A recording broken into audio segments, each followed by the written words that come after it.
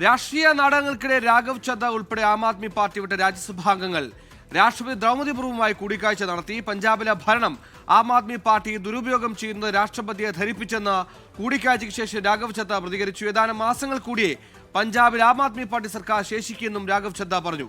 അതേസമയം പഞ്ചാബ് മുഖ്യമന്ത്രി ഭഗവന്ത് സിംഗ് മാൻ ഉടൻ രാഷ്ട്രപതിയെ കാണും. അച്യുതൻ ഡൽഹിയിൽ ചെയ്യുന്ന അച്യുതൻ പറയൂ.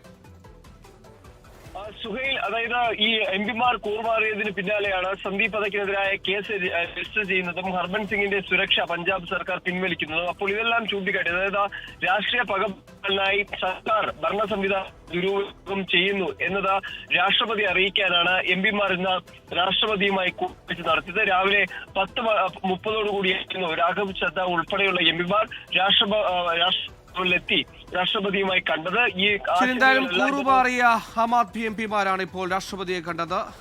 കൂടിയ ഭഗവന്ത് കുന്മൻ കൂടി ഈ കൂടിക്കാഴ്ചയ്ക്ക് ശേഷം രാഷ്ട്രപതിയെ കാണും.